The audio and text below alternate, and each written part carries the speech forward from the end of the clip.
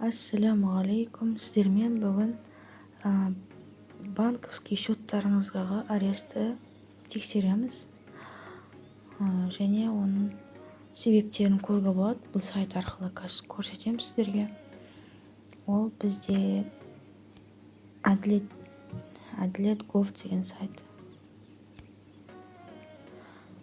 Әділет гов деп шығады, өзімен жазсаңыз арест проверить поин деп.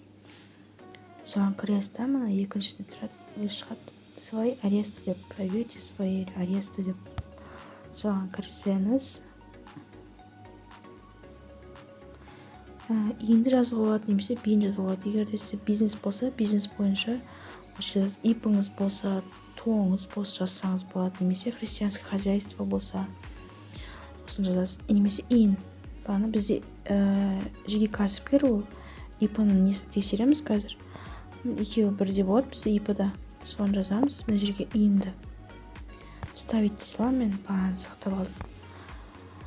Тексеріп көреміз, міне барлық аресттар бар, міне запрет неге де, выездқа да бәрін көруге болады. Бұл кісіде ешқандай арест жоқ, бағаны счеттарында да арест жоқ. Егер де болатын болса, мына жерде да деп тұрады, мына жерде статус да деп тұрады да. Соның даның детали да тұрады мына жерде. Соны бассаңыз шығады, не үшін сізді счетыңызға арест салды. Кейде болады, мысалы, отчет тапсырғаннан кейін налогтарыңызды төлеп, соны 10 теңге, 20 теңге қарыз болып қалады ғой.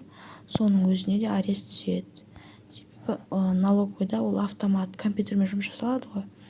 Налогтан қарыз шығып тұрса, немесе отчислениялардан қарыз шығып тұрса, оны 30 күндей уақыт береді.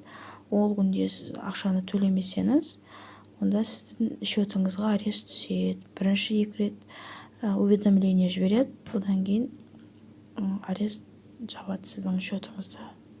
Сол үшін отчет тапсырып болғаннан кейін лицевой счеттарыңызды кіріп, қарап, қай айларға түспеген екенін көруге болады. Яғни сізде минус деп тұрмау керек лицевой счеттарыңызда. Назарларыңызға рахмет. Менің каналыма кіріп, мені қолдап қойыңыздар.